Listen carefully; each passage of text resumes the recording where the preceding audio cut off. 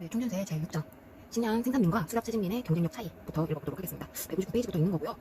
저 이미 이거 혼자 다 읽어가지고, 네. 그래서 일단은 제가 노트 정리한 걸 먼저 이야기를 하고, 그리고 제 나름대로 설명을 빡시게 해보겠습니다. 그리고 나서 제가 이 노트 정리를 하기 위해서 위쪽으로 한번 번번씩 쭉 읽고 넘어가도록 할게요. 제6장 식량 생산민과 수렵 채집민의 경쟁력 차이. 이거는 저희가 역사 시간에서 배웠던 내용을 일단 가져오셔야 돼요. 그러니까 식량 생산민 같은 경우는 신석기 혁명을 일으킨, 농업혁명을 일으킨 식량 생산을 할 수 있는 애들이고요. 수렵 채집민 같은 경우는 이게 안 된 애들이에요. 물론 이게 안 된 건지 안 한 건지는 조금 다릅니다. 그러니까 못한 건지 아니면 안 한 건지 선택의 문제로 보거든요. 이거는 사실. 또 그리고 그 제3의 물결이라고 해가지고 예전에 열심히 읽었던 그걸 떠올려 보시면요. 신석기 혁명이 일어나기 이전의 역사가 엄청 길어요. 그리고 나서 신석기 혁명이 일어난 역사가 짧게 들어가고, 근데 그거보다 더 짧은 게 산업혁명 이후의 역사예요. 근데 사실 지금의 인류 우리의 삶을 가장 많이 바꾼 건 산업혁명 이후의 것들이에요. 물론 시작은 여기지만요. 그래서 기술이 발달을 함에 따라 변화 속도가 굉장히 달라지잖아요. 그걸 보면은 이 초반에 조그마한 차이들, 식량 생산을 어디서 먼저 시작을 했냐, 이 차이가 나중에 얼마나 큰 차이로 누군가는 침략을 하고 누군가는 침략을 당하는 상황을 가져왔는지를 보여주게 될 거예요. 네. 자, 왜 수렵 채집민들은 식량 생산을 시작했을까? 그죠? 그냥 수렵 채집하고 살아도 됐을 텐데 식량 생산을 시작을 했어요. 그러면 이유가 있을 거예요. 식량 생산이 육체 노동을 감소해주고 안락함을 증대시켜주고 편해. 굶주린 힘으로부터 자유라고 하는 거가 굶주리지 않게 해준 거죠. 식량 생산을 안정적으로 해준 거죠. 그죠? 평균 수명의 증가를 의미하는 것은 제1세계 현대인뿐이라고 얘기를 하는데, 사실 한국 사람들도 제1세계 현대인이라고 봐도 무방합니다. 사회 구조상으로 봤을 때 농업에 종사하는 인구보다는 농업이 아닌 상업이라든지 공업, 그리고 사무직에 종사하는 사람들이 훨씬 더 많죠. 그래서 사실 농사 자체는 육체 노동이 굉장히 많이 들어갑니다. 그래서 농경은 그러니까 당연히 수렵 채집민이었으면 당연히 식량 생산을 했을 거다. 이거는 사실 틀린 생각이라는 거예요. 여기서 농경은 그 당시 그 사람들에게는 선택의 문제였던 거죠. 왜냐면 내가 농사 지었는데 성공할 수도 있고 그냥 쫄딱 망할 수도 있어요. 특히 뭘 심어야 될지도 모르는, 정말 농사를 뭘 지어야 될지도 모르는 시기의 사람들한테는 그게 더 심했겠죠. 그거에 대해서 굉장히 길게 설명을 합니다. 네.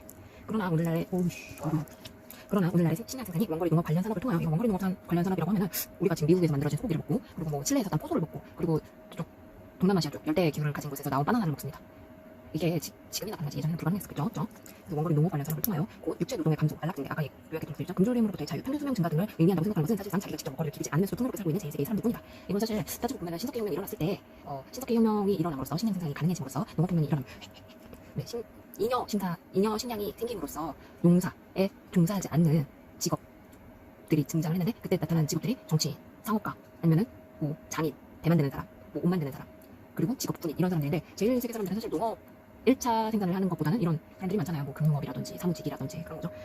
좀 제가 책을 읽는 과정도 사실은 그런 사람들한테 직접 도움을 줄 수 있는 일이 아니기 때문에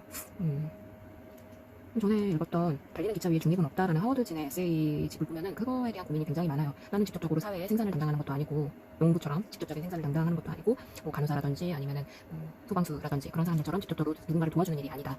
그런데도 이 글을 쓰는 것이기 때문에 이걸 어떤 학자들은 이념, 타치라고 보기도 했거든요. 그런 걸 하기 때문에 사회적인 책임감이라는 게 중요하다라는 거죠. 그래서 이런 책들, 학자들, 전업학자들이 쓴 책들에서 보면은 그런 자기 비판이 되게 도드라지게 나타나요. 좀 사람들이 배운 대로 살았으면 좋겠습니다. 물론 그렇다고 해가지고 FM 이런 거 말고요. 네, 책임감을 가져야죠. 남들보다 가만히 있기는요. 그 다음에 두 번째 소제목, 유랑형 수렵 채집민과 정주형 식량 생산자의 구별이라고 하는데, 이거는 비교를 하는 거기 때문에 표를 만들어 보면 좀 좋을 것 같아요. 유랑형이라고 하면은 떠돌아 다니는 거, 정주형이라고 하면은 집을 짓고 사는, 거기서 사는 거죠. 수렵 채집민이라고 하면은 사냥을 하고 그리고 죽고, 식량 생산자라고 하면 농사를 짓거나 가축을 키우는 그런 걸 얘기하는 거죠. 그렇습니다. 그런데 여기 나와 있습니다. 네. 유랑형 수렵 채집민과 정주형 식량 생산자는 사실 채집민과 구분이 불명확합니다. 왜냐? 유랑형 수렵 채집민이 농사 아주 안 지었다, 이거 아니거든요. 그리고 정주형 식량 생산자가 유랑형 수렵 채집 안 했다? 그거 아니거든요. 예를 들자면은 이 사람들도 농사를 짓기는 했어요. 근데 농사를 짓는 시간이 걸리면은 농사 짓는 동안 딴짓을 하고 오는 거죠. 예를 들자면 과일나무 심어놓고서는 한 몇 년을 기다려야 되니까 딴짓하고 오는 거죠. 딴짓이 아니라 수렵 채집을 하고 오는 거죠. 그죠? 그리고 식량 생산자들이 그렇다고 해가지고 사냥 안 한 거 아니에요. 사냥도 했어요. 네. 그 선녀나무꾼 같은 데서 보면은 선녀나무꾼 같은 데서 보면은 뭐 사슴 같은 거 잡아 오기도 하고, 그리고 또 뭐 저희 뭐 한국 사람들 야생에서 굉장히 나무를 열심히 뜯어먹습니다. 네. 나무를 엄청 많이 있죠. 그죠? 근데 한국 사람들이 그렇다고 해가지고 식량 생산자가 아니냐고 하면 그것도 아니잖아요. 그래서 수렵 채집과 식량 생산이 서로 완전히 대립되고 완전히 반대되고 완전히 어느 한쪽 양자택일의 문제가 아니었다는 거죠. 이 시기에는 특히나. 왜냐면 식량 생산의 생산력이 그렇게 높지 않으면 남꼭지리라도 뜯어먹고 다녀야 됩니다. 그리고 수렵 채집민 같은 경우도 보험을 이렇게 들어주는 거죠. 이게 뭐죠? 바구니 나눠 놓는 거, 계란을 나눠 담기 하는 거죠. 리스크를 나누는 거죠. 이것도 굉장히 경제적으로 머리를 썼어야 됐습니다. 그 시기에도. 토지를 관리하는 정주형 식량 생산자와 거두기만 하는 유량형 수렵 채집민이 이것도 사실은 맞지 않는다라고 얘기를 합니다. 그래서 한번 문장들을 한번 하나씩 살펴보도록 할게요. 여기 너무 간단하게 있는데 엄밀하게 말해서 지구상의 각 지역에서 최초로 식량 생산을 시작한 사람들은 의식적으로 농경을 선택하거나 농경을 목표로 의식적인 노력을 기울일 수 없었음이 분명하다. 그들은 농경을 본 적이 없었고 그것이 어떤 것인지도 몰랐기 때문이다. 그죠? 저희가 사실은 이렇게 책을 하나 선택을 해서 읽을 때도 고민을 하잖아요. 이거 줌 제로 160페이지에 있는데 앞으로 읽을 이야기가 많습니다. 600페이지니까 지금 읽은 거에 거의 한 3-4배는 읽어 4-5배는 읽어야 된다 이 얘기인데요. 네. 그래서 저도 이 책을 사실은 끝까지 읽기 전까지는 이 책이 정말 나한테 도움이 될지 정말 내가 이 책을 제대로 잘 이해하고 잘 읽을 수 있을지는 책 읽기 전까지 몰라요. 그렇기 때문에 최초의 농사를 한 사람들도 분명히 이 농사가 성공할지 그리고 내가 이걸 농사를 지어서 여기에서 내가 먹고 살 만큼 내가 들인 수고만큼 다시 받아들일 수 있을지 이건 몰라요. 그렇기 때문에 의식적으로 뭘 하진 않았을 거예요.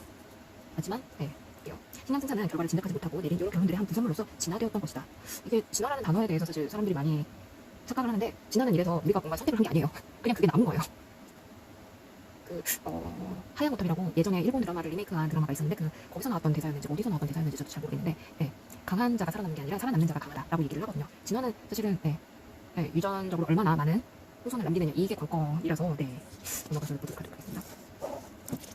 또 하나의 오해는 유령형 수렵체집민과 정주형 식량 생산자가 명확히 구별된다는 생각이다. 오해라고 하니까 이거 아니다라는 거죠. 구별 안 돼라고 얘기를 하는 거죠. 그러므로 수렵체집에서 식량 생산으로 전환하는 일이 반드시 유령형 생활에서 정주형 생활로 전환하는 일과 일치하는 것은 아니었다. 그죠? 사실은 둘 다 하는 게 사실은 제일 좋습니다. 현실에서 잘 통하지 않는 또 하나의 이분법은 적극적으로 토지를 관리하는 식량 생산자들과 단순히 토지의 야생 산물을 거두기만 하는 수렵체집민으로 구분하는 것이다. 근데 그러나라고 얘기를 하는 건데 이거는 이 단어는 좀 빼는 게 맞는 것 같아요. 실제로 일부 수렵체집민은 철저히 토지를 관리하고 있다. 이런 거. 예를 들자면은 내가 열매를 땄어요. 올 가을에 땄어요. 그러면은 올 다음 해의 가을이 오기 전까지는 열매가 안 나요. 그 나무에는. 그러면은 1년 동안 시간이 비어요. 그러면 저는 그거 따고서는 딴짓하고 다니겠죠? 수렵채집을 하러 다니겠죠? 그래서 수렵채집 그렇게 되면 아마 수렵채집민이 될 거예요. 저의 분류는.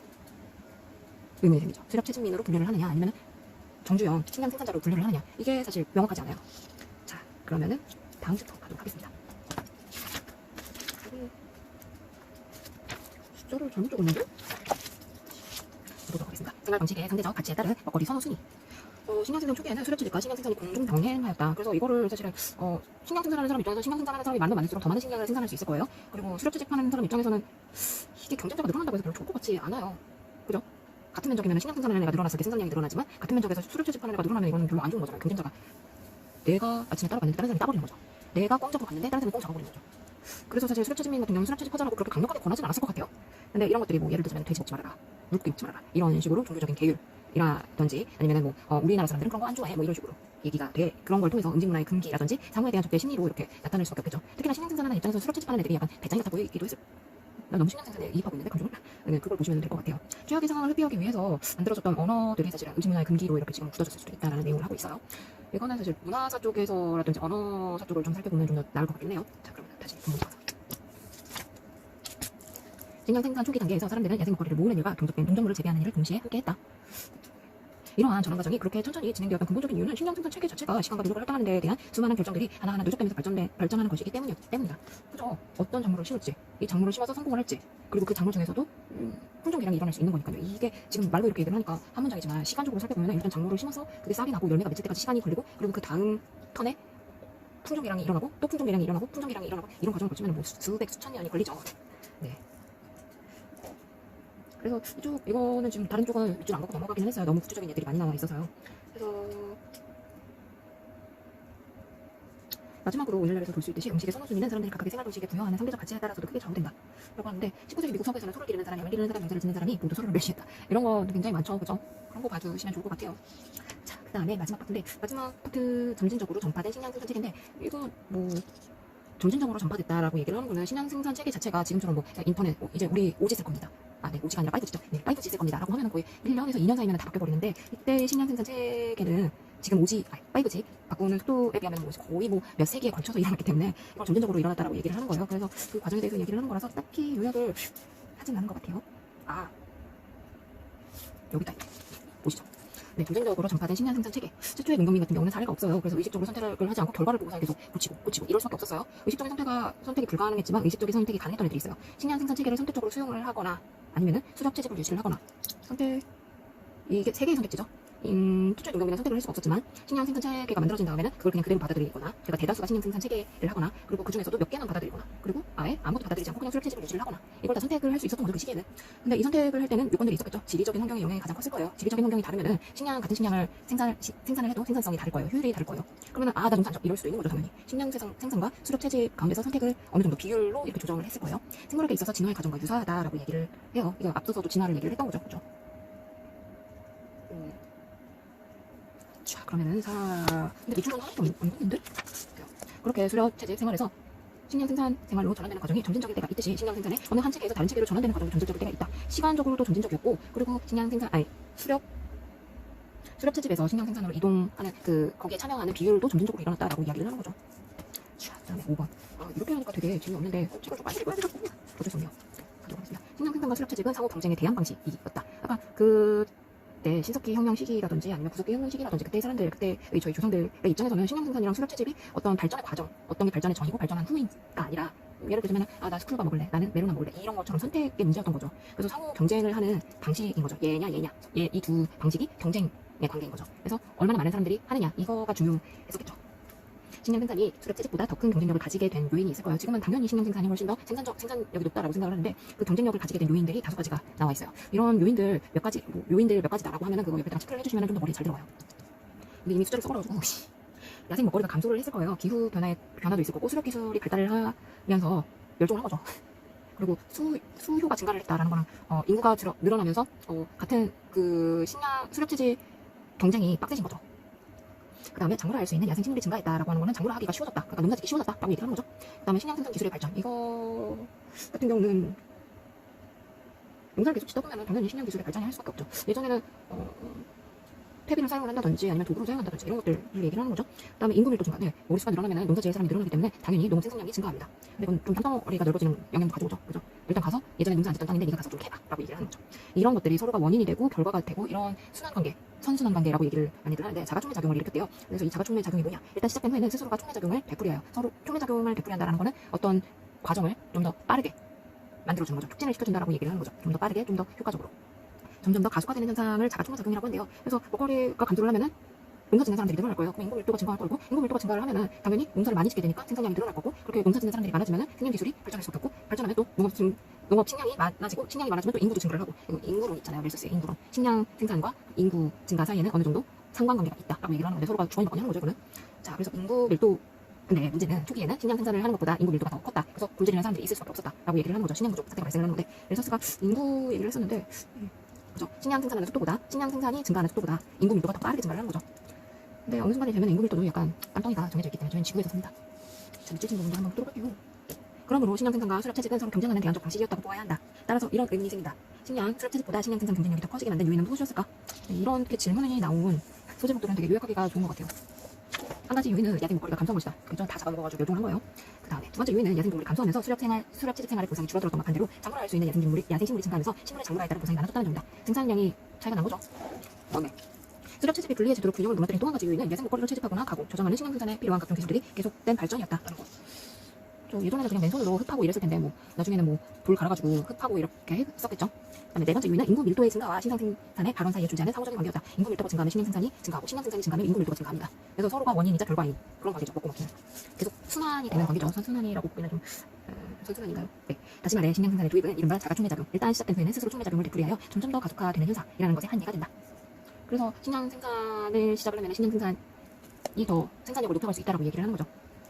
자, 다음 챕터 5번 챕터 보도록 하겠습니다. 5번 챕터 내용 먼저 보도록 할게요. 식량 생산과 수렵 체집은 상호 경쟁에 대한 방식. 식량 생산과 수렵 체집은 서로 아니야 이거 했잖아. 네, 현재 이르도록 수렵 체집민으로 남아있는 부족.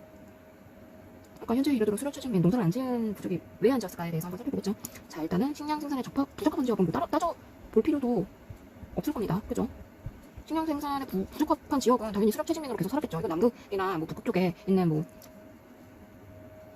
이걸로 짓고 사는 사람들. 이 단어를 이누이트라고 해야 되는 게 제가 알기로는 이게 안 되는 단어로 알고 있는데 지금 헷갈리네요. 인터넷 검색해보세요. 식량 생산에 적합한 지역인데도 농사를 안 지었던 지역이 뉴질랜드, 남아프리카 공화국, 캘리포니아입니다. 식량 생산자들로 교체가 되거나 식량 생산이 최근에 유럽인들이 진출한 이후에서야 도입이 된 지역이 뉴질랜드, 남아프리카 공화국, 캘리포니아 이 세 지역인 거죠. 그 지역들에 대해서 이야기를 하는 건데 밑줄 부분 바로 읽고 넘어가도록 할게요. 그 결과 신약 생산에 적합한 각 지역에서는 사는 수렵 채집민들은 대부분 두 가지 중 한 가지 운명을 맞이하게 되었다. 이후에 신약 생산자들에게 쫓겨나든지 스스로 신약 생산을 받아들여야만 살아남을 수 있었던 것이다. 그죠? 수렵 채집을 하는 것보다 신약 생산을 하는 쪽이 생산량이 높기 때문에 그쪽에서 쳐들어오면은 받아들이는 수밖에 없어요. 현대 이렇게까지 수렵 채집민들이 버틸 수 있었던 것은 지리적 생태적 장애물이 유난히 강력해서 신약 생산자들이 이주하거나 각 지역에 적합한 신약 생산 기술이 밖으로 확산되기 매우 어려웠던 지역들 뿐이었다. 이 대표적인 예가 여기죠. 뉴질랜드, 남아프리카 공화국, 캘리포니아 구간, 아메리카대로 얘기를 하는 거죠. 그러나 그들도 결국은 20세기가 다 지나가기 전에 문명의 유혹에 굴복하거나 관료 또는 선교사들의 압력에 못 이겨 정착하거나 아니면 병원균 때문에 죽고 말 것이었다. 라는 거. 저는 이걸 이미 알고 있죠. 근데 이거는 지금 시점 자체가 농사 짓기 시작하는 시기라 가지고 이렇게 요약을 하는 거죠. 지리 그런 얘기 요새 인터넷에서 그런 농담이 많잖아요. 당군 할아버지가 땅 사기 당했다 이런 얘기. 봄에는 황사가 날아오고 그리고 옆에서는 바닷물은 오염되어 있고 이런 얘기를 하는데 그때는 이런 상황이 올 거라고 생각을 못 하죠. 상상을 못 하죠. 거의 이건 뭐 게임에서 처음 뭐 뽑는 거나 마찬가지죠. 진짜 뭐 100개 중에서 하나 뽑는 거. 그게 지금의 이렇게 큰 차이를 가져왔다라는 거를 제대로 이해를 해야지 지금 상황을 바꿀 수 있겠죠. 원인에 대해서 잘 모르면서 문제 상황을 바꾸려고 하면은 이상한 짓을 할 수밖에 없어요. 아무튼 네, 입장 성공적으로 읽었고요. 나 진짜 많이 읽었는데 지금 저는 2장까지 8장까지 거의 다 읽었어요. 큰일이네. 8장까지는 이런 식으로 진도를 나갈 겁니다. 진도 이런 식으로 이야기를 할 것 같아요. 말씀드립니다. 8장이 좀 분량이 많네요. 자, 그러면은 따다닥 공부를